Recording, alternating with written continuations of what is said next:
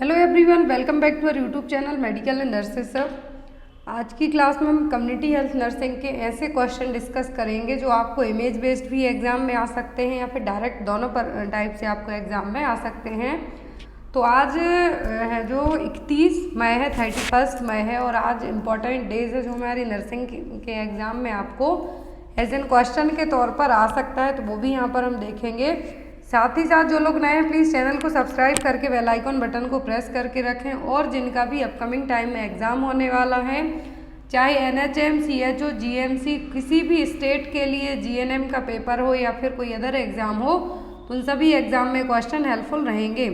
तो यहाँ पर कम्युनिटी हेल्थ नर्सिंग के साथ साथ आपका कुछ क्वेश्चन गायनिक के भी ऐड हैं, कुछ MSN के भी ऐड किए हुए हैं, बट मोस्टली क्वेश्चन है जो कम्युनिटी हेल्थ नर्सिंग के क्वेश्चन ऐड हैं। एंड एक क्वेश्चन आपके लिए दिया जाएगा जिसका आंसर आप लोग कमेंट बॉक्स में देंगे। 2 डेज क्लासेस नहीं हो पाई क्योंकि आउट ऑफ टाउन थे इसलिए, बट यहाँ पर अब आपकी क्लासेस हैं जो दोनों टाइम मॉर्निंग इवनिंग कंटिन्यू की जाएंगी। तो यहाँ पर आज की क्लास में कोशिश की जाएगी कि आपको जितने भी MCQs हैं उनके रेशनल के साथ साथ और जो अदर क्वेश्चन आपके एग्जाम में आ सकते हैं वो भी यहाँ पर आपको ऐड करके बताए जाए। जिन्होंने अभी तक ऑफिशियल ऐप को डाउनलोड नहीं किया है प्लीज़ डाउनलोड कर लीजिए, क्योंकि वो आपके एग्ज़ाम पर्पज़ से बहुत ही ज़्यादा हेल्पफुल रहेगी। वहाँ पर चैलेंजिंग क्वेश्चन कुछ टाइम से वहाँ पे अपडेट नहीं हो पाया कुछ टेक्निकल इशू के कारण, बट वहाँ पर अब क्वेश्चन है जो ऐड किए जाएंगे। आज ही मैंने एक कमेंट पढ़ा जिसमें सिलेबस को लेके था कि कोई भी जो सिलेबस को लेके कुछ था, मैंने वो कमेंट है जो अभी हाइड कर दिया है जिससे दूसरे लोगों पर उसका गलत इम्पैक्ट ना पड़े। तो वो NHM के सिलेबस को लेके कि जो भी सिलेबस मांगेगा मैडम उनसे 250 रुपये मांगना स्टार्ट कर देंगी, बट ऐसा नहीं है कि जो डायरेक्ट सिलेबस मांगेगा। मेरे पास जितनी भी PDF अवेलेबल है मैं आपको प्रोवाइड करवाती हूँ, बट 250 रुपये 250 रुपीज़ में आपसे सिलेबस के बिल्कुल भी नहीं लूँगी। वहाँ पर आपको 1400 पेज की PDF दी जाएगी जिसमें आपके GMC के पेपर, NHM के पेपर और CHO के पेपर हैं जो MP के ऐड किए गए हैं, सीरीज़ ऐड की गई हैं उनके लगेंगे, ना कि सिलेबस के। तो आपको जिन भी लोगों को यदि ये कन्फ्यूज़न हो तो आप मुझे मैसेज कर सकते हैं। इवन आप लोग अपने जो मैसेज हैं मैं सभी के कमेंट बॉक्स में जो इतने भी कमेंट्स आते हैं वो भी रीड आउट करती हूँ। मोस्टली लोगों के कमेंट्स हैं जो रिप्लाई भी करती हूँ। तो यहाँ पर जिनको भी ये डाउट हो सिलेबस को लेके तो मैं बता दूँ कि जो अभी ऑफिशियल सिलेबस अपडेट नहीं किया गया है वेबसाइट पर, जैसे ही अपडेट होगा आपको बता दिया जाएगा। लेकिन आप अपनी तैयारी ज़ोरों तोरों से रखें क्योंकि आपके एग्ज़ाम है जो ज़रूर होंगे। तो यहाँ पर जो आज है क्या है 31 मई, वो आज के दिन कौन सा क्वेश्चन आपके एग्ज़ाम में आ सकता है, वो world no tobacco day. Abstinent tobacco मतलब तम्बाकू छोड़ो। तो आज जो डे है वो क्या है, नो टोबैको डे। एग्जाम में आपको आता है कि 31 मई को हम कौन सा दिन मनाते हैं, तो नो टोबैको डे। और थीम है इस बार 2022 की पॉइजनिंग आवर प्लेनेट। क्या है, पॉइजनिंग आवर प्लेनेट। तो क्या है, इस साल की थीम है वर्ल्ड नो टोबैको डे की। तो चलिए आज के क्वेश्चन स्टार्ट करते हैं। क्वेश्चन नंबर फर्स्ट है, बहुत ही इंटरेस्टिंग क्वेश्चन है, आपके एग्जाम में क्वेश्चन है जो कई बार आ भी चुका है। तो यहाँ पर क्वेश्चन नंबर फर्स्ट है वो है क्रेनियोपैगस रिफर्स टू। तो क्रेनियोपैगस का मतलब क्या है, fusion eight head and spine, fusion eight head only, fusion eight head and legs, या फिर नन ऑफ दी अबव। तो क्रेनियोपैगस का मतलब क्या है, तो क्रेनियोपैगस का मतलब होता है ओनली हेड का फ्यूजन होना। किसका, यहाँ पर ये देखिए, क्रेनियोपैगस का मतलब होता है ओनली हेड का फ्यूजन होना। देखिए ये तो पार्शियल भी हो सकता है, कंप्लीट भी हो सकता है। तो यहाँ पर क्या हो गया, क्रेनियोपैगस, जिसमें ओनली हेड फ्यूज होंगे, ना कि स्पाइनल कॉर्ड और अदर पार्ट हैं जो फ्यूज होंगे। या तो वर्टिकल भी हो सकता है, एंगुलर हो सकता है, फ्रंटल हो सकता है, वर्टिकल भी हो सकता है, किसी भी तरीके से हो सकता है, ऑक्सीपिटल हो सकता है। लेकिन ओनली जब बच्चों में आपने देखा होगा कि सिर 2 अलग अलग हैं लेकिन ये जुड़े हुए रहेंगे, स्पाइन अलग होगी इनकी, बाकी सभी बॉडी ऑर्गन अलग अलग होंगे, लेकिन क्या होगा, ओनली हेड बस है जो फ्यूज रहेगा। इस तरीके से आपको एग्जाम में यदि इमेज आती है तो ये क्या है, ये है craniopagus. Next one is if a 3-year-old child is said to have delayed milestone if he fails to। यदि बच्चे को कहा जाता है कि 3 साल का है लेकिन उसका डेवलपमेंटल डिले है, दैट मीन्स 3 साल में वो क्या नहीं कर पाएगा, तो हम उसको कहेंगे कि इस बच्चे का क्या है, डेवलपमेंटल डिले है। ऑप्शन में यूज ऑफ स्पून, ड्रॉ या square, skipping, climb with alternating foot downward in the stairs. तो यहाँ पर 3 साल का बच्चा है जो क्या काम नहीं करेगा जिससे हमें पता चलेगा कि बच्चा क्या है, उसका डेवलपमेंटल है जो डिले हो रहा है। तो अकॉर्डिंग टू ऑप्शन के हम जाएंगे तो क्या होगा, वो होगा 3 साल में बच्चा यदि स्पून यूज़ नहीं कर पाता है, दैट मीन्स क्या है, डेवलपमेंटल डिले है। स्किपिंग, क्लाइंबिंग, ये सब बच्चे मेनली 4 ईयर के बाद ही कर पाते हैं, लेकिन यहाँ पर क्लाइंबिंग ही भी क्लाइंब कर लेते हैं, लेकिन यहाँ पर स्टेयर्स क्लाइंब करने की बात हो रही है कि नीचे की तरफ है जो ऊपर की सीढ़ियों से एक एक सीढ़ी है जो छोड़ के, बीच में एक सीढ़ी छोड़ के अल्टरनेट क्या करेंगे, क्लाइंब करेंगे, तो ये नहीं कर पाएंगे।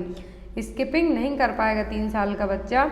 स्क्वायर भी वो बनाएगा लेकिन वो प्रॉपर नहीं होगा। लेकिन यदि वो स्पून प्रॉपर तरीके से हैंडल नहीं कर पाता है, दैट मीन्स क्या है, डेवलपमेंटल डिले है। जनरली बच्चे 1 ईयर के बाद ही वो ग्रास्प मोटर डेवलपमेंट है, डेवलप होने लगता है और इवन वो पेन भी प्रॉपर पकड़ना स्टार्ट कर देते हैं। तो यहाँ पर क्या हो जाएगा, use of spoon. Next one is the percentage and flow of oxygen in a yellow colour venturi mask is. तो येलो कलर के वेंचूरा मास्क से कितने लीटर ऑक्सीजन फ्लो होगी पर मिनट में?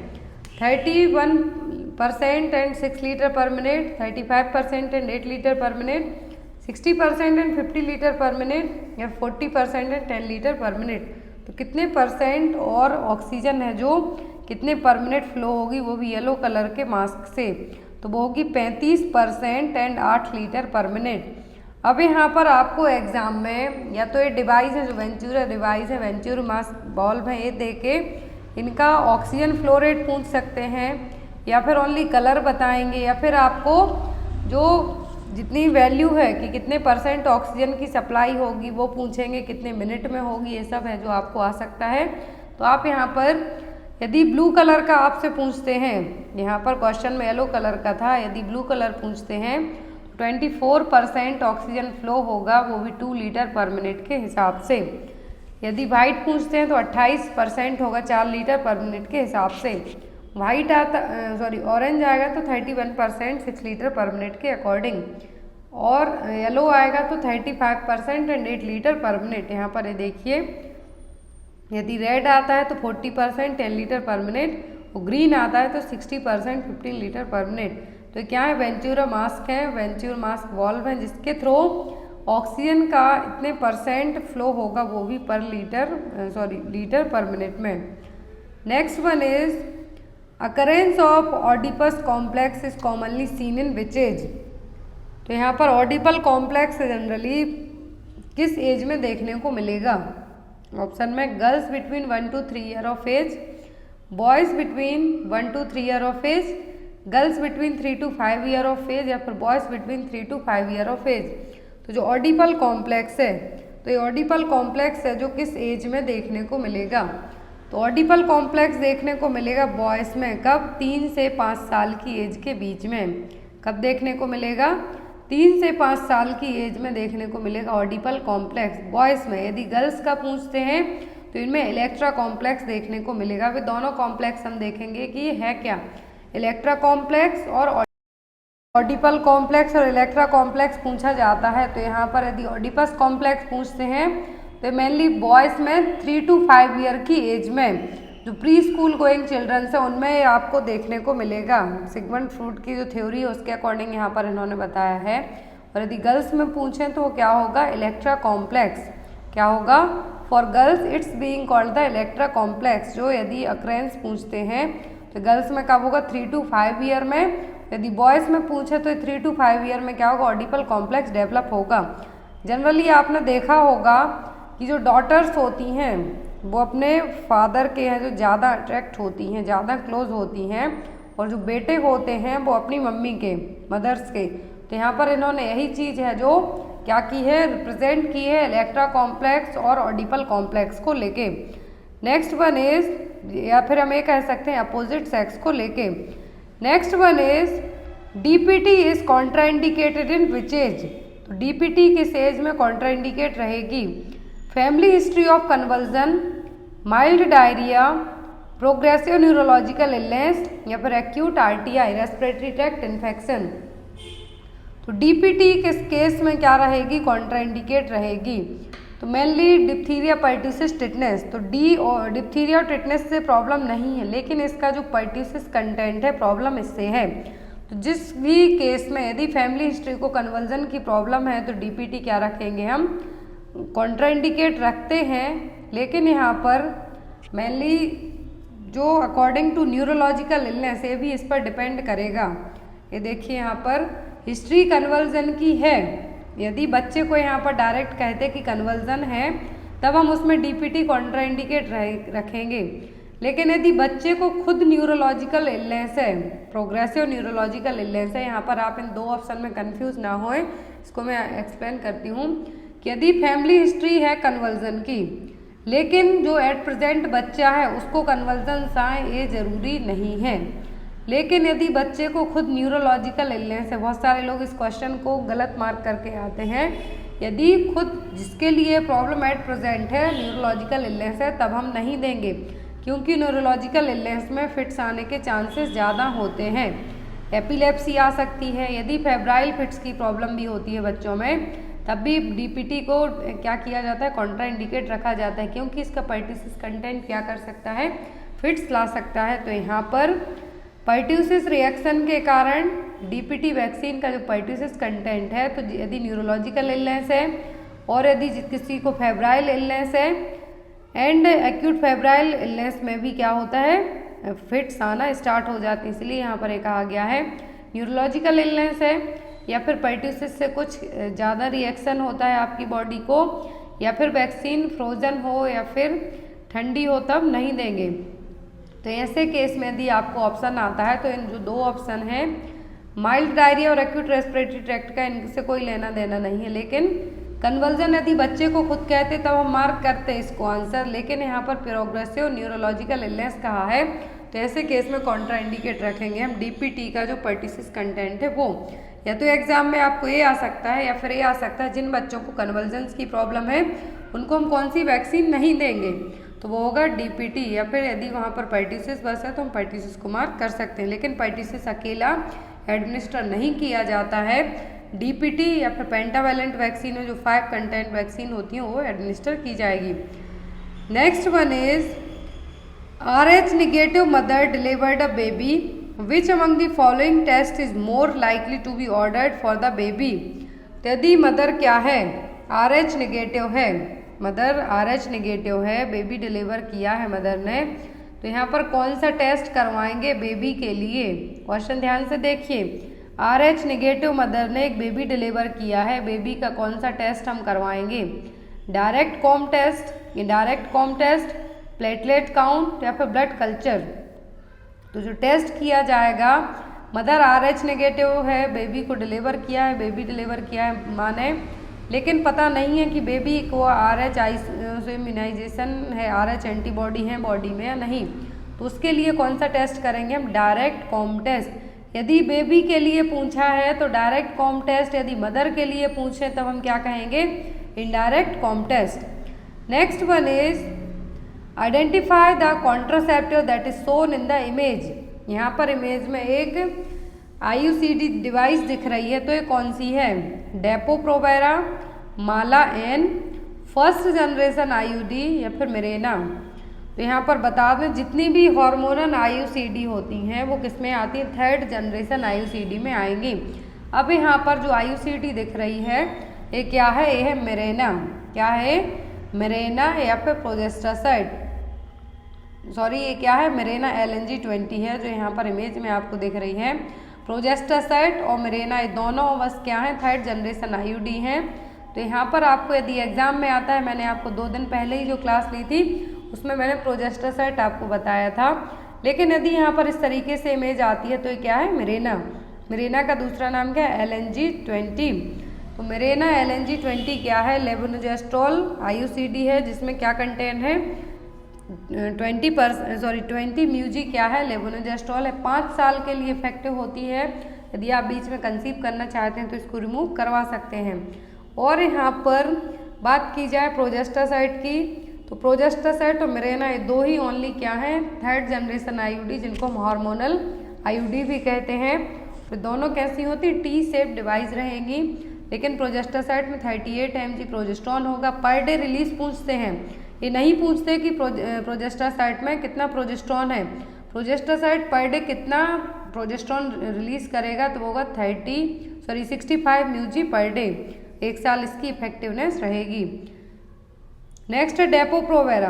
डेपो-प्रोवेरा इंट्रामस्कुलर लगने वाला क्या है, यहाँ पर कॉन्ट्रासेप्टिव मेथड है जो कि ओव्यूलेशन को सप्रेस करेगा। इसका मेन एक्शन क्या है, ओव्यूलेशन को सप्रेस करना।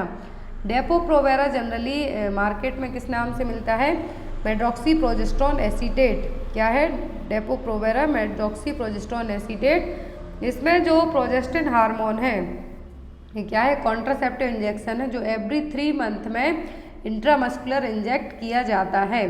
जो ओवरी रिलीज करेगी जो भी ओवम को, तो उस केस में क्या करेगा, ओवुलेशन को ही सप्रेस करने का काम करेगा, जिससे ना तो ओवुलेशन होगा, जब ओवुलेशन नहीं होगा तो एग भी रिलीज नहीं होंगे। तो इसीलिए डेपो-प्रोवेरा का काम क्या है, यहाँ पर ओवुलेशन को सप्रेस करना।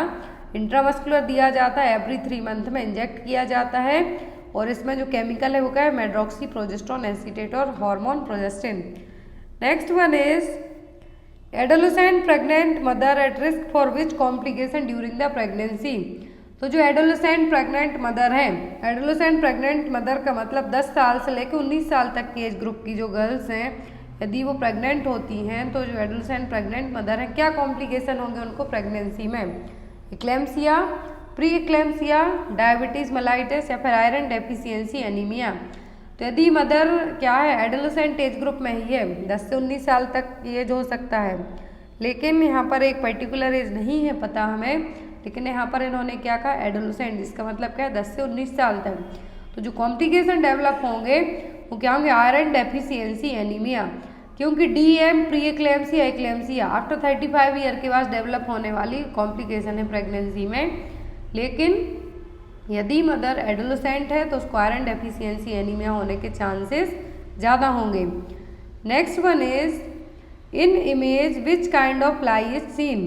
तो यहाँ पर इमेज में आपको एक लाई दिख रही है, कौन सी लाई है, ट्रांसवर्स, ऑब्लिक, लॉन्गिट्यूडनल या फिर नन ऑफ द अबव। कौन सी लाई दिख रही है, ट्रांसवर्स, ऑब्लिक, लॉन्गिट्यूडनल या फिर नन ऑफ द अबव। तो यहाँ पर बेबी का हेड डाउन साइड है, बटक अपर साइड है। तो यहाँ पर जो इमेज में जो लाई दिख रही है वो क्या है, वो है लॉन्गिट्यूडनल लाई। लाई का मतलब होगा relationship of the long axis of the fetus to the long axis of the mother's uterus और मैटरनल स्पाइन। यहाँ पर लॉन्ग एक्सिस, यहाँ पर अपर पार्ट से लेकर लोअर पार्ट तक जो बेबी यहाँ पर है, तो क्या है, रिलेशनशिप है लॉन्ग एक्सिस, जो यहाँ पर सीधा रिलेशनशिप यहाँ पर रिप्रेजेंट किया है वो क्या है, लाई। और यहाँ पर जो नॉर्मल वेजाइनल डिलीवरी के लिए यदि लाई पूछा जाता है तो क्या है, लॉन्गिट्यूडनल लाई। अब यहाँ पर 3 टाइप के लाई होंगे, ये देखिए इमेज देखिए, इजीली समझ में आता है इमेज से। Longitudinal lie with vertex presentation, vertex presentation, cephalic presentation, cephalic position, vertex presentation और लॉन्गिट्यूडनल लाई, एक कॉमन चीज़ें हैं तीनों, किसके लिए, नॉर्मल वेजाइनल डिलीवरी के लिए। फिर आता है लॉन्गिट्यूडनल लाई है तो ब्रीच प्रेजेंटेशन होगा, बटुक्स क्या होंगे, डाउन साइड होंगे। और यदि यहाँ पर ट्रांसवर्स है तो बेबी क्या है, long axis perpendicular related to the mother, in other word baby is sideways, baby पूरा कैसा है, साइडवे, सीधा डायरेक्ट लेटा हुआ है। तो यहाँ पर ये क्या है, लाई है। 3 टाइप के लाई होते हैं, लॉन्गिट्यूडनल, ऑब्लिक एंड ट्रांसवर्स। जो कॉमन लाई माना जाता है वो क्या है, लॉन्गिट्यूडनल, नॉर्मल वेजाइनल डिलीवरी के लिए longitudinal lie, vertex presentation that means head down and cephalic position. Next one is on the examination of uterus when the height of the uterus remains at the level of symphysis pubis at which week. तो question यहाँ पर है कि uterus की height है जो level of symphysis of pubis तक किस वीक में रहेगी, कितने वीक की प्रेगनेंसी में मदर का जो यूट्रस है लेवल ऑफ सिम्फाइसिस प्यूबिस तक ही रहेगा। 12 week of pregnancy, 24 week of pregnancy, 16th week of pregnancy या फिर 32 वीक ऑफ प्रेगनेंसी। तो मदर का यूट्रस है जो लेवल ऑफ सिम्फाइसिस प्यूबिस तक किस वीक में रहेगा, 12th वीक की प्रेगनेंसी में। यहाँ पर ये देखिए अब आप, तो यदि यहाँ पर सेम लेवल तक पूछते हैं कि सिम्फाइसिस प्यूबिस तक है जो किस वीक तक रहेगा, तो 12 वीक तक। यदि लेकिन लेवल ऑफ अम्बलाइकस तक की बात करें, अम्बलाइकल रीजन तक कब आ जाएगा, 24th वीक में। 16th वीक में तो 12 वीक के बाद यदि आपको पूछे 16th वीक में पहले कहाँ पर है, ये जो सिम्फाइसिस प्यूबिस है इसके इक्वल है, लेकिन 16th वीक में क्या होगा, Midway between symphysis and umbilicus, umbilicus और सिम्फाइसिस प्यूबिस के जो बीच का पार्ट है 16th वीक में वहाँ होगा। 24 वीक में लेवल ऑफ अम्बलाइकस तक। Next one is which is the narrowest part in this image. तो यहाँ पर आपको फैलोपियन ट्यूब और उसके पार्ट दिखाए जा रहे हैं। इसमें से आपको बताना है कि सबसे नैरो पार्ट कौन सा है, इंटरस्टियम, एम्पुला, इस्थेमस या फिर फिम्ब्री। तो सबसे नैरो पार्ट यहाँ पर पूछा है इस इमेज में, तो सबसे नैरो पार्ट क्या है, तो सबको पता है कि जो फैलोपियन ट्यूब है इसके जो यहाँ पर पार्ट है इनमें से सबसे नैरो पार्ट कौन सा होता है, तो वो होता है इंटरस्टियम। क्या होगा, इंटरस्टियम। और जो यहाँ पर फर्टिलाइजेशन कहाँ पर होता है, वो होता है एम्पुला में। नेक्स्ट वन इज, और जो स्पर्म को मूव करने का काम कौन करेगा, fimbriae. Next one is in x-ray identify the situation is seen. तो एक्सरे में आपको क्या दिख रहा है, teratology of Fallot, CHF, myocardial infarction या फिर हार्ट फेलियर। तो क्या दिखाई दे रहा है आपको एक्सरे में, तो यहाँ पर देखिए एक सूज जैसे जो स्ट्रक्चर दिख रहा है वो क्या है, टेरेटोलॉजी ऑफ फैलेट है, जिसमें हार्ट कैसा दिख रहा है, बूट शेप हार्ट है जो दिखाई दे रहा है, जैसे कि कोई एक बूट, जो गांव में लोग जूते पहनते हैं खेत में जाने के लिए, उनको हम क्या कहते हैं, बूट। तो यहाँ पर क्या दिख रहा है, बूट के जैसा आपको शेप दिख रहा है, तो एक इसमें देखने को मिलेगा टेरेटोलॉजी ऑफ फैलेट में। Next one is Kayser Fleischer golden brown ring at the limbus of cornea seen with a hand lens observed in. तो यहाँ पर हैंड लेंथ से आपको देखिए कॉर्निया के चारों तरफ आपको ब्राउन कलर की एक रिंग दिख रही है। तो ये क्या है, जिसको हम क्या कहेंगे, Kayser Fleischer golden brown ring. Option में ग्लूकोमा, कैटरैक्ट, विल्सन्स डिसीज या फिर विल्म्स ट्यूमर। तो विल्म्स ट्यूमर कहाँ पर होता है, किडनी में। यहाँ पर जो गोल्डन ब्राउन रिंग दिख रही है कॉर्निया के चारों तरफ, तो क्या कहेंगे हम इसको, विल्सन्स डिसीज, जिसमें क्या है, कॉपर का डिपोजिशन हुआ है। कॉपर डिपॉजिट होने के कारण ये जो रिंग दिख रही है कैसे दिख रही है, गोल्डन ब्राउन कलर की दिखाई दे रही है। यदि एग्जाम में आता है गोल्डन ब्राउन जो रिंग है इसका रीजन क्या है, तो वो कॉपर डिपोजिशन। इस डिसीज को हम क्या कहेंगे, Kayser Fleischer disease. Next one is ophthalmic medication should be instilled at. Ophthalmic का मतलब है जो मेडिकेशन आँखों में इंस्टिल की जाएंगी वो कैसे की जाएंगी, लोअर कंजक्टिवल सैक में, द कॉर्निया ऑफ द आई में, अपर कंजक्टिवल सैक में या फिर द एज ऑफ द आई में। तो यहाँ पर जो ऑप्थेल्मिक मेडिकेशन है कहाँ पर यहाँ जो इंस्टिल करेंगे हम, जो आँख में या कान में जो मेडिसिन दी जाती हैं, एडमिनिस्टर की जाती है, उनको हम क्या कहते हैं, इंस्टिलेशन। तो कैसे इंस्टिल की जाएंगी, लोअर कंजक्टिवल सैक में। इस तरीके से यहाँ पर लोअर कंजक्टिवल सैक में मेडिसिन को इंस्टिल किया जाएगा। Next one is non stress test is said to be normal if there are. तो जो NST होता है प्रेगनेंसी में, इसको नॉर्मल कब कहा जाता है, no acceleration during a 40 minute observation, 2 or more FHR acceleration during a 20 minute period, 2 or more FHR acceleration in a 40 minute of period, if no deceleration during a 40 minute observation। तो NST test किया जाता है, uterine contraction proper आ रहे हैं, क्या progress है, साथ ही साथ बेबी की जो FHR है उसको सुनने के लिए, क्योंकि जब लेबर पेन आते हैं उस टाइम पर आप है जो बेबी के मूवमेंट फील नहीं कर पाते हैं, तो ऐसे केस में NST किया जाता है जब 2 और 2 से ज़्यादा बार FHR एक्सेलरेशन दिखाई दें, वो भी 20 मिनट में। एक्सेलरेशन का मतलब है कि जो बेबी की हार्ट रेट है वो यदि आप चेक करते हैं 2 या 2 से ज़्यादा बार क्या होती है, थोड़ा बहुत चेंज मिलेगी तो कोई प्रॉब्लम नहीं है। तो क्या होगा, उसको हम क्या कहेंगे, नॉर्मल NST टेस्ट। इस तरीके से या तो ये मशीन और इमेज दिखा सकते हैं, एग्जाम में पूछेंगे कि ये क्या है, तो ये यहाँ पर NST test, non stress test.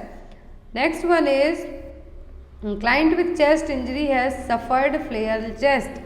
तो यदि एक क्लाइंट को क्या हुई है, चेस्ट इंजरी हुई है और फ्लेयर चेस्ट है, फ्लेयर चेस्ट का मतलब है कि रिब्स पूरी क्या हो रही हैं, फ्लोट हो रही हैं, तैर रही हैं।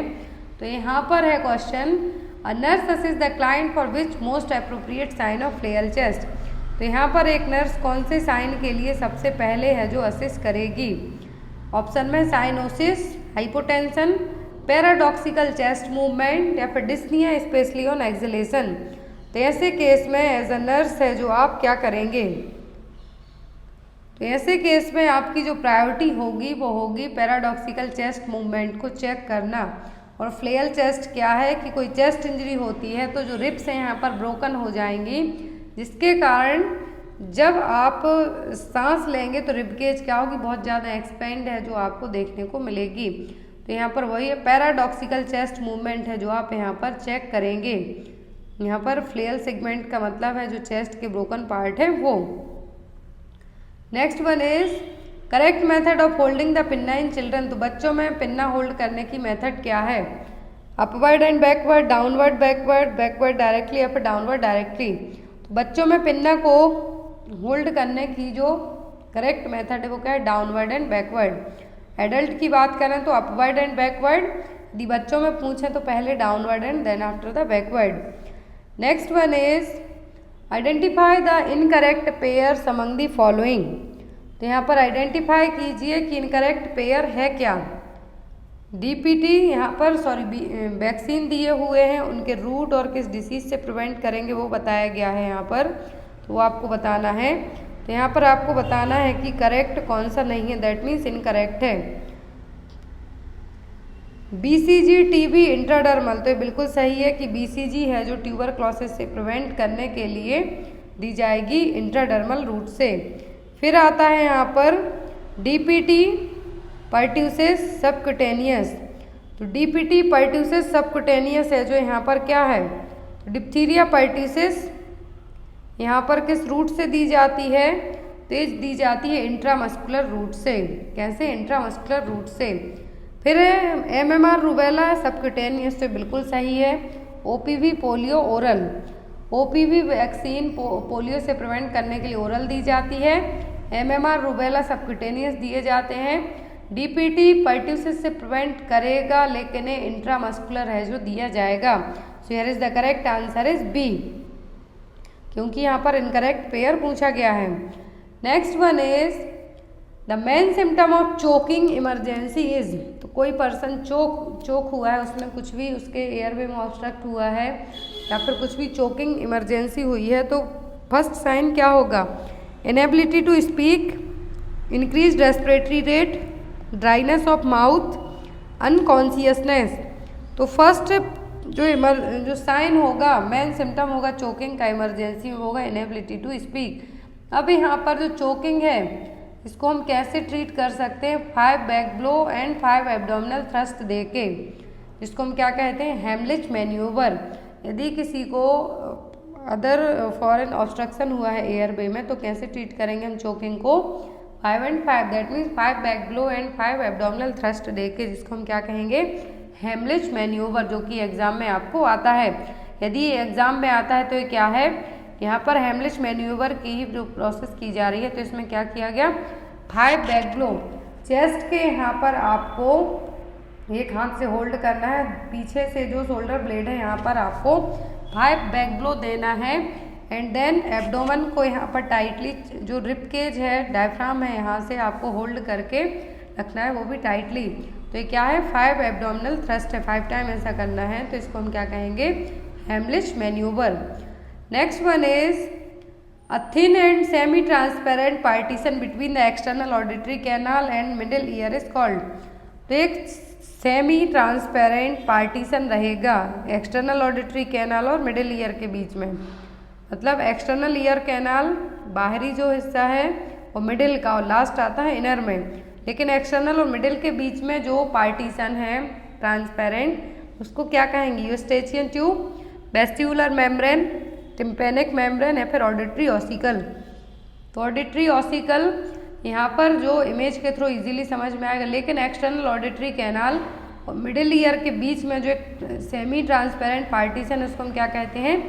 Tympanic membrane. क्या कहेंगे?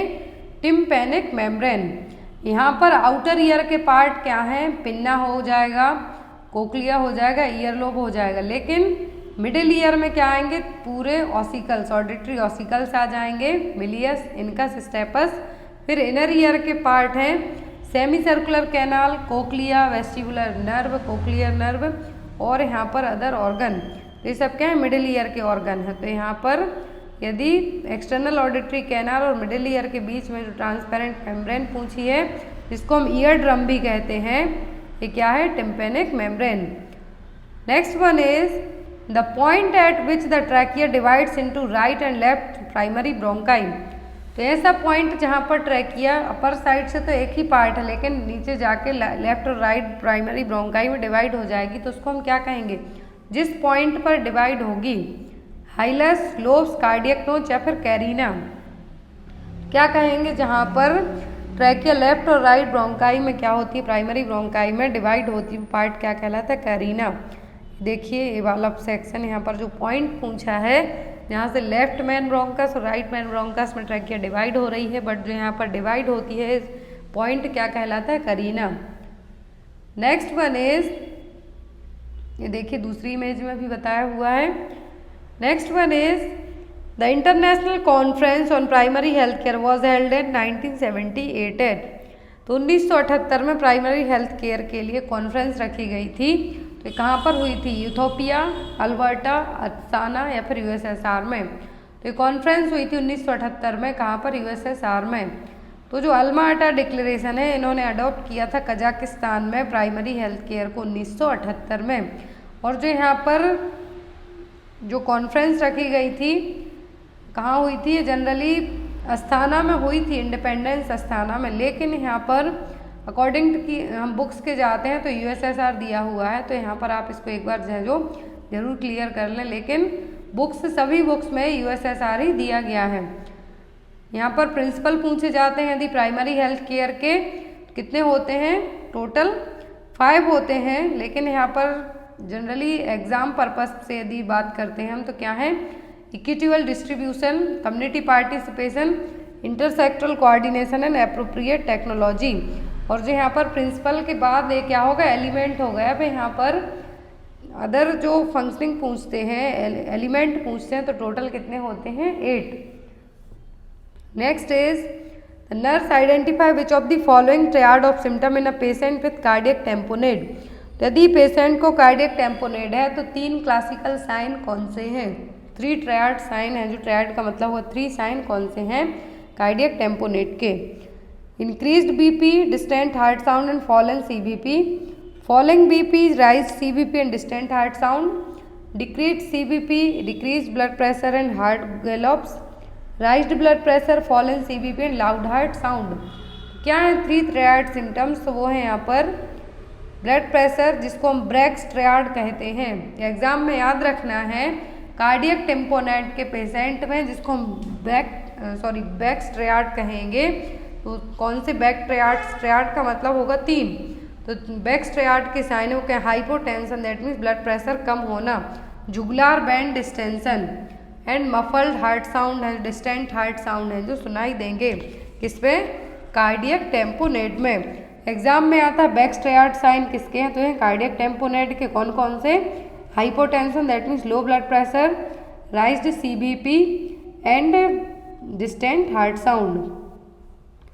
Next one is the process of movement of solutes from an area of higher concentration to lower concentration is referred as। तो जब जो हायर कंसंट्रेशन से लोअर कंसंट्रेशन की तरफ जो भी सॉल्यूट्स हैं क्या करेंगे, मूव करेंगे, तब हम इसको क्या कहेंगे, डिफ्यूजन, ऑस्मोसिस, एक्टिव ट्रांसपोर्ट या फिर ऑस्मोलैरिटी। 2 चीज़ें हैं यहाँ पर। यदि डायरेक्ट पूछा कि हायर कंसंट्रेशन से लोअर कंसंट्रेशन में मूव हो रहे हैं तो क्या है, डिफ्यूजन। लेकिन यदि यहाँ पर कहते सेमी परमिएबल मेम्ब्रेन के थ्रू हो रहे हैं तब हम क्या कहते हैं, ऑस्मोसिस। क्या कहेंगे, ऑस्मोसिस। यदि यहाँ पर semi permeable membrane term use करेंगे लेकिन नहीं किया गया तो ये क्या है, diffusion. Next is expulsion of grape like vesicles per vagina in the diagnostic feature of. यदि वेजाइना से ग्रेप लाइक वेसिकल्स है जो एक्सपेल्ड आउट होते हैं तो किसका डायग्नोस्टिक फीचर है, एब्रप्टो प्लेसेंटा, हाइडेटिफॉर्म मोल, एक्टोपिक प्रेगनेंसी या प्रिटेंड प्लेसेंटा। तो एक्टोपिक प्रेगनेंसी, एब्रप्टो प्लेसेंटा और रिटेन प्लेसेंटा में क्या होगा, ब्लीडिंग होगी, लेकिन ग्रेप लाइक वेसिकल्स नहीं निकलेंगे। किसमें देखने को मिलेंगे, हाइडेटिफॉर्म मोल में, इस तरीके से। Next one is which one of the following is an example of antisera vaccine. तो इसका आंसर आप लोग कमेंट बॉक्स में देंगे कि एंटीसेरा वैक्सीन इनमें से कौन सी है। इसका आंसर जो नेक्स्ट क्लास होगी उसमें आपको मॉर्निंग में दिया जाएगा। ऑप्शन है टीटी, रेबीज, कोलेरा या फिर टाइफॉइड वैक्सीन। तो इसका आंसर आप लोग कमेंट बॉक्स में देना। आई होप आपको आज की क्लास अच्छी लगी हो तो लाइक करके अपने फ्रेंड्स के साथ जरूर शेयर करना। Thank you for watching. What is the study of female reproductive system in the medical specialty? तो यहाँ पर फीमेल रिप्रोडक्टिव सिस्टम की स्टडी की जाती है तो उसके लिए क्या कहेंगे हम, गायनेकोलॉजी, मिडवाइफरी, ऑब्स्टेट्रिक्स या फिर नन ऑफ दी अबव। तो यहाँ पर आप लोग अपने आंसर मार्क कीजिए कि study of female reproductive system है क्या कहलाएगा। तो यहाँ पर study of female reproductive system की बात हो रही है तो वो कहलाएगा क्या, गायनेकोलॉजी। क्या कहलाएगा, गायनेकोलॉजी। यदि मिडवाइफरी होता तो जो चाइल्ड बर्थ के टाइम पर, जो प्रेग्नेंट लेडी है चाइल्ड बर्थ के टाइम पर जो प्रोसेस हो रही है वो क्या कहलाएगी, मिडवाइफरी। फिर आता है यहाँ पर ऑब्स्टेट्रिक। तो ऑब्स्टेट्रिक में रिप्रोडक्टिव सिस्टम में जो डिसीज़ हैं, जो प्रॉब्लम्स हैं, लेबर टाइम है, वो सभी चीज़ें यहाँ पर ऑब्स्टेट्रिक में है जो इंक्लूड की जाएंगी। तो यहाँ पर ऑब्स्टेट्रिक क्या है, the field of study concentrated on pregnancy, child birth on the postpartum period. तो ऑब्स्टेट्रिक और मिडवाइफरी दोनों कॉमन मिलते जुलते टर्म है, लेकिन गायनेकोलॉजी में ओनली फीमेल रिप्रोडक्टिव सिस्टम की स्टडी की जाएगी। इसमें प्रेगनेंसी स्टेज है जो गायनेकोलॉजी में इंक्लूड नहीं की जाएगी। और जो ऑब्स्टेट्रिक है इसमें प्रेगनेंसी और इसके जो भी डिसऑर्डर होते हैं स्पेशली रिप्रोडक्टिव एज ग्रुप के। मिडवाइफरी में क्या होगा, और जो ऑब्स्टेट्रिक है इनमें 15 से 45 साल तक जो फर्टाइल एज ग्रुप माना जाता है, रिप्रोडक्टिव एज ग्रुप माना जाता है, उसकी स्टडी किसमें की जाती है, ऑब्स्टेट्रिक एंड मिडवाइफरी में। लेकिन गायनेकोलॉजी में ओनली फीमेल रिप्रोडक्टिव सिस्टम की स्टडी की जाएगी। नेक्स्ट है यहाँ पर इन medical study of male reproductive system. तो हमने जस्ट फर्स्ट क्वेश्चन पढ़ा कि फीमेल रिप्रोडक्टिव सिस्टम की स्टडी क्या कहलाएगी, गायनेकोलॉजी। नेक्स्ट है यहाँ पर इन medical study of male reproductive system. तो मेल रिप्रोडक्टिव सिस्टम की स्टडी क्या कहलाएगी, एंड्रोलॉजी, इकोलॉजी, गायनेकोलॉजी या फिर सोशियोलॉजी। तो यहाँ पर आपका राइट आंसर क्या होगा, तो यहाँ पर जो आपका राइट आंसर होगा वो क्या होगा, andrology. Study of male reproductive system क्या कहलाता है, एंड्रोलॉजी। और जो यहाँ पर इकोलॉजी है, एक क्वेश्चन एग्जाम में आता है कि जिसमें जो भी ऑर्गेनिज्म है उसका किसी दूसरे फिजिकल सराउंडिंग से, एनवायरनमेंट से क्या कनेक्शन है, वो क्या कहलाएगा, इकोलॉजी। सोशियोलॉजी में क्या है, सोसाइटीज़ की स्टडी की जाएगी। तो यहाँ पर मेल रिप्रोडक्टिव सिस्टम की स्टडी पूछते हैं तो क्या है, andrology. Next one is which organ or structure is known as the female gonads. Basic question है आपके, 25-30 मिनट में पूरे कवर हो जाएंगे, जो आपके एग्जाम पर्पज से बहुत ही ज़्यादा हेल्पफुल रहेंगे आपके लिए। तो यहाँ पर फीमेल गॉनेट्स कौन से हैं, ओवरी, सर्विक्स, यूट्रस या फिर मायोमेट्रियम।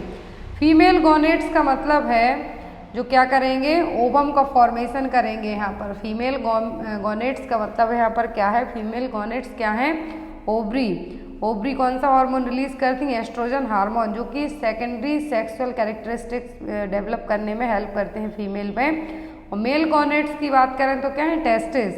आपको याद रखना है, यदि फीमेल गॉनेट्स पूछते हैं तो ओवरी, मेल गॉनेट्स क्या है, टेस्टिस। अब इनका बेसिक जो हार्मोन है जिसके कारण इनको कहा जाता है, तो ओवरी क्या करती है, एस्ट्रोजन हार्मोन को रिलीज करती है, ओवुलेशन की प्रोसेस करेगी, ओवम का फॉर्मेशन करेगी। मेल गॉनेट्स क्या करते हैं, मेल गॉनेट्स कौन से हैं, टेस्टिस। टेस्टिस कौन सा हार्मोन रिलीज करते हैं, टेस्टोस्टेरोन हार्मोन। और ये मेल में सेकेंडरी सेक्सुअल कैरेक्टरिस्टिक डेवलप करने में हेल्प करते हैं। चीज़ आपको याद रखनी है, यदि फीमेल में सेकेंडरी सेक्सुअल कैरेक्टरिस्टिक्स के लिए हार्मोन रिस्पॉन्सिबल मानते हैं तो क्या है, एस्ट्रोजन। और मेल में कहते हैं सेकेंडरी सेक्सुअल कैरेक्टरिस्टिक्स यदि मेल के लिए पूछें तो क्या है, टेस्टोस्टेरोन हार्मोन।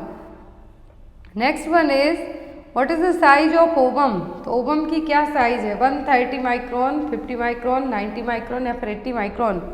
तो ओवम के लिए क्या कहा जाता है? ह्यूमन बॉडी की सबसे लार्जेस्ट सेल्स, क्या कहा जाता है? ह्यूमन बॉडी की सबसे लार्जेस्ट सेल कौन सी है? ओवम। और इसकी साइज कितनी होती है? 130 माइक्रोन। कितनी? 130 माइक्रोन। और स्पर्म की कितनी होती है? 50 माइक्रोन। आपको दो चीज़ें बहुत ही इंपॉर्टेंट याद रखना है कि ह्यूमन बॉडी की सबसे स्मॉलेस्ट सेल क्या है? Sperm. Next one is which cell is known as the largest cell of the body? तो सबसे बड़ी और लार्जेस्ट सेल कौन सी है ह्यूमन बॉडी की? ओवम, स्पर्म, न्यूरॉन या फिर नर्व? तो आपको पता है कि लार्जेस्ट सेल क्या है? ओवम, जिसकी साइज कितनी होती है? 130 माइक्रोन। और यदि स्मॉलेस्ट सेल पूछते हैं ह्यूमन बॉडी की तो सबसे छोटी सेल्स कौन सी हैं? स्पर्म। यहाँ पर अब यहाँ पर स्मॉलेस्ट सेल फीमेल में पूछते हैं तो क्या है? प्लेटलेट्स। याद रखना है आपके लिए, यदि पूरी ह्यूमन बॉडी में पूछते हैं लार्जेस्ट सेल तब क्या है? Ovum.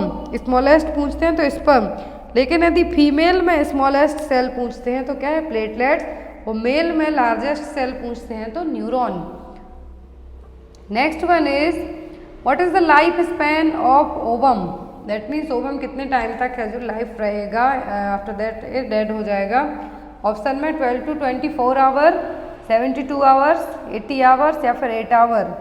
Life span of ovum की बात हो रही है तो लाइफ स्पैन और जो ड्यूरेशन है, जीवन काल है ओवम का, कितना होता है?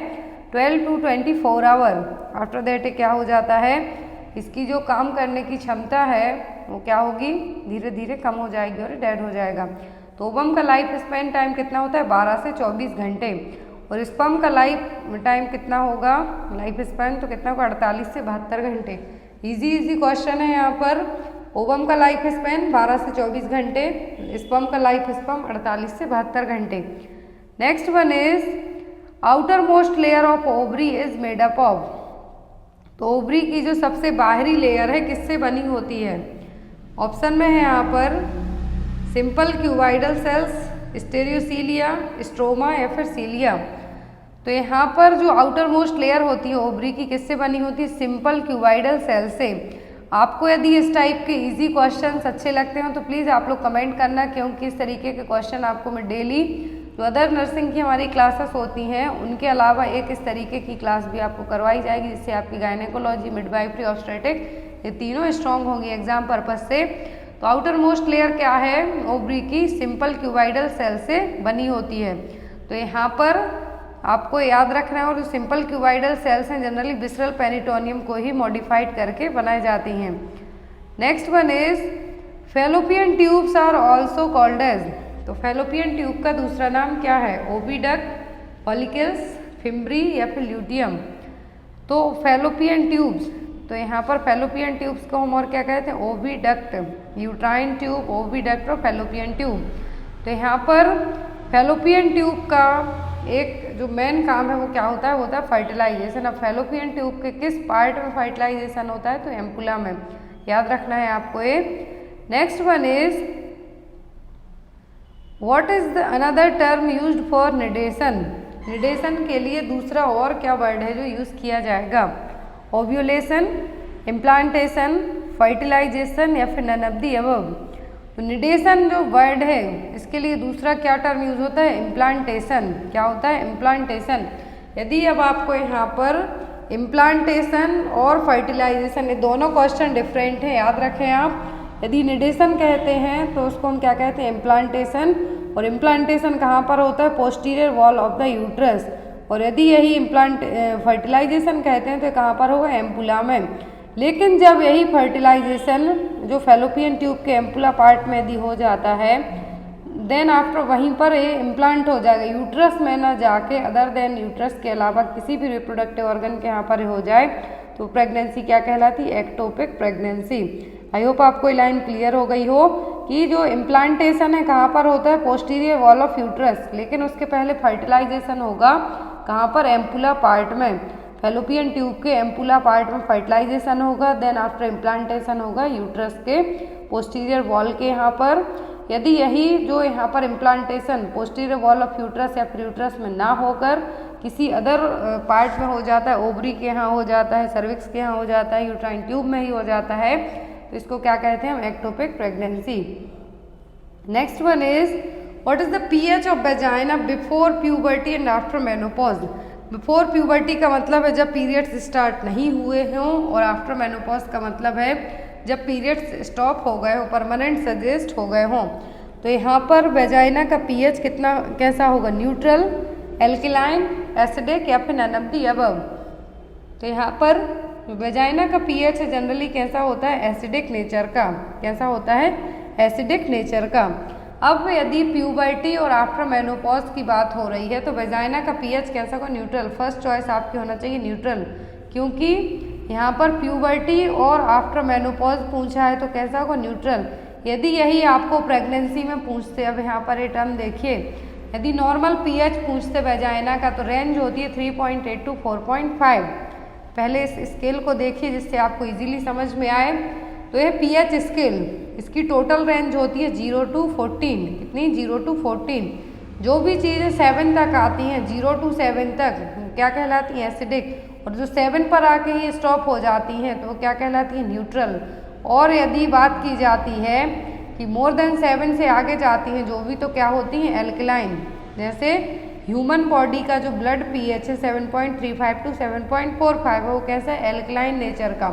यदि यहाँ पर बात की जा रही है वेजाइनल पीएच की तो ये कैसा है, नॉर्मली होता है एसिडिक नेचर का। कैसा होता है, एसिडिक नेचर का।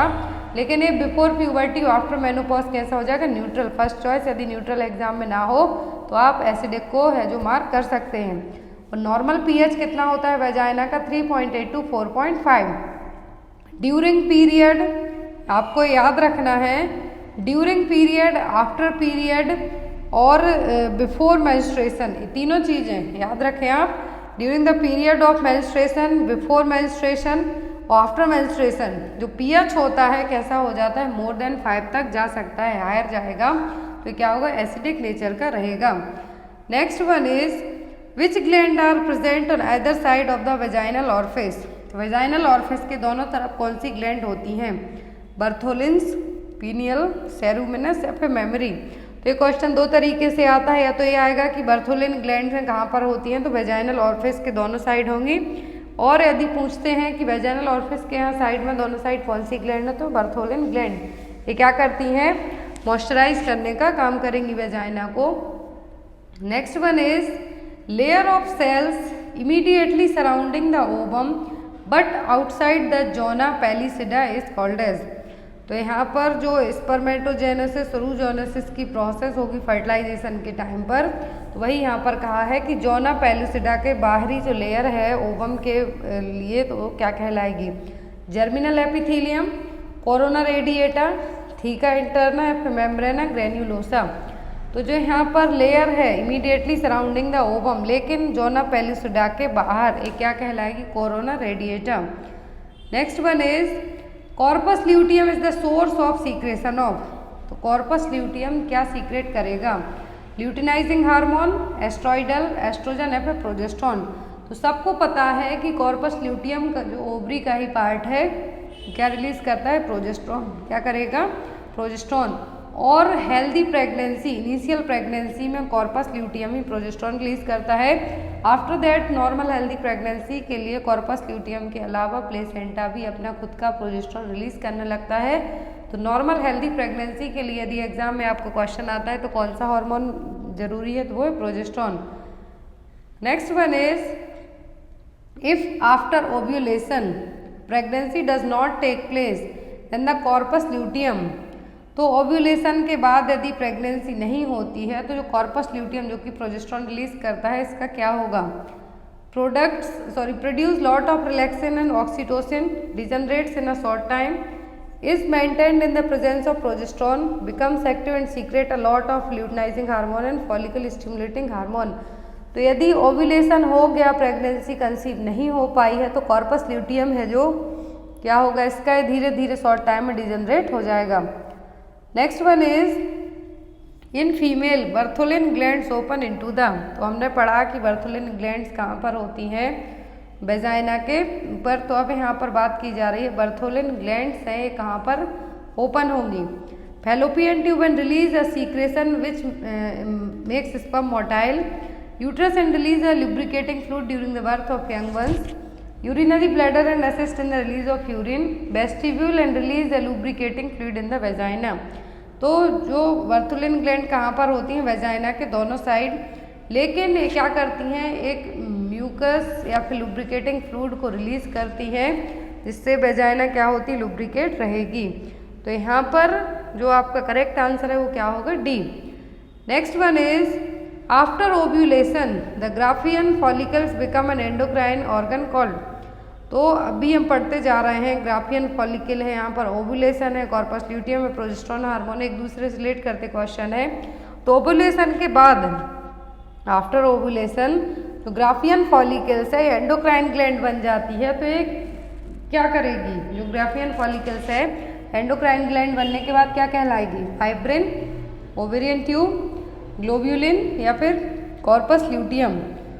तो जो ओव्यूलेशन की प्रोसेस है उसके बाद जो ग्राफियन फॉलिकल्स है एक एंडोक्राइन ग्लैंड बनते हैं, क्या कहलाते हैं, कॉर्पस ल्यूटियम, जो कि प्रोजेस्टेरोन हार्मोन को रिलीज करता है। Next one is the nutritive medium for ejaculated sperm is, की जो न्यूट्रिटिव मीडियम है इजाकुलेशन के टाइम पर स्पर्म को जो न्यूट्रिटिव मीडियम है वो कौन सा है, जो स्पर्म को नरिश करेगा, न्यूट्रिशन देगा। Fallopian tube, vaginal fluid, seminal fluid या फिर यूट्राइन लाइनिंग। क्या है जो स्पर्म को इजाकुलेशन के टाइम पर न्यूट्रिशन देगा, जिससे स्पर्म एक्टिव होगा, मोटाइल होगा। तो यहाँ पर जो सेमिनल फ्लूइड क्या होगा, सेमिनल फ्लूइड, जो कि इजाकुलेटेड स्पर्म के लिए न्यूट्रिशन प्रोवाइड करवाएगा। Next one is the stoma of the ovary consist of blood vessels, nerves, muscle fibres and a type of protein called. तो यहाँ पर स्टोमा है जो ओवरी का, जिसमें ब्लड वेसल्स है, नर्व है, मसल फाइबर है और प्रोटीन है। तो ये क्या है, फाइब्रिन है, कोलेजन है, एल्बुमिन है या फिर ग्लोबुलिन है। तो ये क्या है, जिसमें ब्लड वेसल्स भी है, नर्व है, मसल फाइबर है और टाइप ऑफ प्रोटीन है कुछ, तो वो क्या कहलाएगा, collagen. Next one is which lactobacilli maintain the pH of vagina. बहुत इजी और इम्पोर्टेंट क्वेश्चन, नोट डाउन कर लीजिए कि कौन सा बैसिलाई, तो वो क्या है, लैक्टोबैसिलाई, जो कि वेजाइना के पीएच को एसिडिक रखने का काम करता है, वेजाइनल पीएच को मेंटेन करने का काम करेगा। कुछ हमारी बॉडी में बैसिलाई क्या होते हैं, हेल्पफुल होते हैं, हमारी हेल्प करते हैं, और कुछ क्या करते हैं, हार्मफुल होते हैं। लेकिन जो लैक्टोबैसिलाई है वेजाइना में क्या करता है, वेजाइना के पीएच को मेंटेन करता है। तो उसका नाम क्या है, डॉर्डरलिन, एम ट्यूबरक्लाई, कोकाई या फिर स्पायरोकिड। तो यहाँ पर अलग अलग टाइप के होते हैं, इनका शेप एंड साइज अलग अलग होगा, इनके फंक्शन अलग अलग होंगे। तो जो लैक्टोबैसिलाई है पीएच ऑफ वेजाइना मेंटेन करके रखता है, तो क्या है, डॉर्डिनल लैक्टोबैसिलाई, क्या है, बैसिलाई फैमिली का, और बैसिलाई फैमिली का शेप कैसा होता है, रॉड शेप। स्पायरोचीट का सबसे अच्छा एग्जाम्पल यहाँ पर क्या है, ट्रिप्नोमा पैलिडियम। एम ट्यूबरक्लाई किसके लिए, माइकोबैक्टीरियम ट्यूबरक्लोसिस के लिए। तो यहाँ पर पीएच ऑफ वेजाइना को मेंटेन करने का काम कौन करता है, Doderlein lactobacilli bacteria. Next is who is the father of modern gynaecology. तो मॉडर्न गायनेकोलॉजी के फादर कौन है, Hippocrates, Sushruta, James Marion Sims या फिर सिगमंड फ्रॉइड। सभी नाम सुने हुए हैं आपने। गायनेकोलॉजी के जो फादर हैं वो कौन है, वो है James Marion Sims. Father of surgery और ऑप्थेल्मोलॉजी है सुश्रुता। फादर ऑफ मेडिसिन कौन है, हिपोक्रेट्स। तो याद रखें, मॉडर्न गायनेकोलॉजी के फादर पूछें तो कौन है, जेम्स मैरियन सिम्स। सर्जरी और ऑप्थेल्मोलॉजी के पूछते हैं तो सुश्रुता, मेडिसिन के पूछते हैं तो Hippocrates. Next one is which of the following is the normal position of uterus. तो नॉर्मल पोजीशन क्या है यूट्रस की, retroverted and reflected, retroverted and retroflexed, anteverted and anteflexed, retroflexed and anteflexed. तो नॉर्मल पोजीशन होगी uterus की कितनी होगी, एंटीवाइटेड and एंटीफ्लेक्स्ड। क्या होगी, एंटीवाइटेड एंड एंटीफ्लेक्स्ड। इस तरीके से एंगल एग्जाम में आता है। तो एंटीवाइटेड का मतलब क्या है, एक्सेस ऑफ द यूट्रस, जो अपर पार्ट है axis of the uterus at 90 degree angle with that of vagina. तो वेजाइना के यहाँ से टॉप पार्ट है यूट्रस का, इसको मेजर किया जाएगा, जहाँ पर क्या बनेगा, 90 डिग्री का कोण बनता है, 90 डिग्री एंगल का। तो क्या है, एंटीवर्जन। एंटीफ्लेक्शन का मतलब होता है axis of the body of uterus is bent forward with that of the cervix. तो ये यहाँ पर एक एंगल बनेगा, तो क्या होगा, बॉडी ऑफ सर्विक्स क्या होगी, इस्थमस की तरफ क्या होगी, फॉरवर्डली बेंट होगी, झुकेगी। तो जो एंगल बनता है कितना बनेगा, 170 डिग्री का। तो तो क्या होगा anteflexion. Next one is which tumour marker used to diagnose germ cell tumour. Germ cell tumour को डायग्नोस करने के लिए कौन सा ट्यूमर मार्कर यूज किया जाएगा? CA-125 cancer antigen 125, alpha fetoprotein LDH या फिर HCG हार्मोन। तो यहाँ पर जर्म सेल ट्यूमर को डायग्नोस करने की बात की जा रही है, तो अल्फा फीटोप्रोटीन किससे हम डायग्नोस कर सकते हैं? अल्फा फीटोप्रोटीन से। Next one is the first menstruation in female is called. तो फीमेल्स में जो पहला मेंस्ट्रुएशन होगा वो क्या कहलाएगा? मिनार्ची, एमनोरिया, डिस्पैरोनिया या फिर डिस्मेनोरिया। तो जो फर्स्ट मेंस्ट्रुएशन कहलाएगा फीमेल में वो क्या होगा? वो होगा मिनार्ची। एमनोरिया का मतलब होता है एब्सेंस ऑफ मेंस्ट्रुएशन। डिस्पैरोन्यूरिया का मतलब होगा sexually intercourse with pain. Dysmenorrhoea का मतलब होगा painful menstruation. Next one is the reproductive phase in women is from to menopause. तो वुमेन में रिप्रोडक्टिव फेज कब से है? जब मेनोपॉज तक रहेगी। मेंस्ट्रुएशन से, मिनार्ची से, ओव्यूलेशन से या फिर नन ऑफ द अबव से। तो जो रिप्रोडक्टिव फेज कहलाएगी मिनार्ची से लेके मेनोपॉज तक। कौन सी? मिनार्ची से लेके मेनोपॉज तक की फेज। आज की क्लास के लिए इतने ही बेसिक क्वेश्चन। आई होप आपको क्वेश्चन अच्छे लगे हों तो लाइक करके अपने फ्रेंड्स में ज़रूर शेयर करें। Thank you for watching.